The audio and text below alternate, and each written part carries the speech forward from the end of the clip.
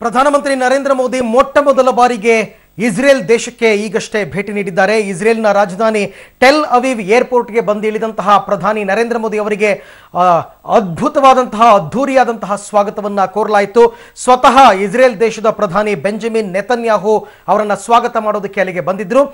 ಪ್ರಧಾನಿಗಳಲ್ಲಿ ಇದೇ ಮೊಟ್ಟ ಮೊದಲ ಬಾರಿಗೆ ಅಂದರೆ ಬೇರೆ ಯಾವ ಪ್ರಧಾನಿಗಳು ಕೂಡ ಇಸ್ರೇಲ್ ದೇಶಕ್ಕೆ ಭೇಟಿ ಕೊಟ್ಟಿರಲಿಲ್ಲ. ಹಾಗಾಗಿ ನರೇಂದ್ರ ಮೋದಿ ಅವರ ಈ ಒಂದು ಭೇಟಿಯನ್ನ ಐತಿಹಾಸಿಕ ಭೇಟಿ ಅಂತ ಹೇಳಲಾಗ್ತಾ ಇದೆ.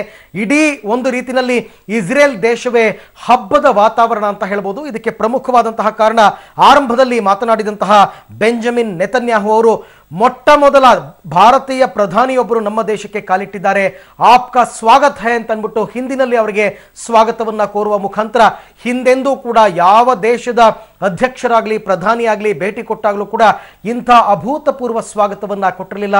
ಪ್ರಧಾನಿ ನರೇಂದ್ರ ಮೋದಿ ಅವರಿಗೆ ಟೆಲ್ ಅವೀವ್ ಏರ್ಪೋರ್ಟ್ನಲ್ಲಿ ಇಂಥ ಒಂದು ಅದ್ಭುತವಾದಂತಹ ಸ್ವಾಗತವನ್ನು ಕೊಡಲಾಯಿತು. ಈ ಸಂದರ್ಭದಲ್ಲಿ ಪ್ರಧಾನಿ ನರೇಂದ್ರ ಮೋದಿ ಅವರು ಕೂಡ ಇಸ್ರೇಲ್ ದೇಶಿಗರನ್ನ ಉದ್ದೇಶಿಸಿ ಮಾತನಾಡ್ತಾ ಇದ್ರು. ಇಸ್ರೇಲ್ ದೇಶ ಯಾವತ್ತಿಗೂ ಕೂಡ ಭಾರತದ ಸ್ನೇಹಿತ, ಒಳ್ಳೆಯ ಸ್ನೇಹಿತ. ಇಲ್ಲಿಯ ಒಂದು ಪ್ರಜಾಪ್ರಭುತ್ವವನ್ನು ನಾವು ಯಾವತ್ತೂ ಕೂಡ ಗೌರವಿಸ್ತೀವಿ. ಇಡೀ ದೇಶಕ್ಕೆ, ಇಡೀ ವಿಶ್ವಕ್ಕೆ ಇಲ್ಲಿನ ಸೇನೆ ಅಂತಕ್ಕಂಥದ್ದು ಒಂದು ಮಾದರಿಯಾಗಿದೆ. ತನ್ನ ರಾಷ್ಟ್ರವನ್ನು ತಾನು ಹೇಗೆ ರಕ್ಷಿಸಿಕೊಳ್ಳಬೇಕು ಅನ್ನೋದನ್ನ ನಾವೆಲ್ಲರೂ ಕೂಡ ಇಸ್ರೇಲ್ ದೇಶದಿಂದ ಕಲಿಯಬೇಕಾಗಿದೆ. ಹಿಂದೊಂದು ದಿನ ಒಂದು ಕಾಲ ಇತ್ತು, ಇಸ್ರೇಲ್ ದೇಶಕ್ಕೆ ಯಾರು ಬೇಕಾದರೂ ಬರಬಹುದು, ಏನು ಬೇಕಾದರೂ ಮಾಡಬಹುದು ಅಂತ. ಆದರೆ ಇವತ್ತೊಂದು ದಿನ ಇಸ್ರೇಲ್ ಹೆಸರು ಕೇಳಿದ್ರೇ ಅಕ್ಕಪಕ್ಕದ ದೇಶಗಳು ಹೆದರುವಂತಾಗಿದೆ. ಆ ಮಟ್ಟಿಗಿನ ರಕ್ಷಣೆಯನ್ನು ಇಸ್ರೇಲ್ ಹೊಂದಿದೆ ಅಂತ ಆ ದೇಶವನ್ನು ಹಾಡಿ ಹೊಗಳಿದ್ರು ಪ್ರಧಾನಿ ನರೇಂದ್ರ ಮೋದಿ.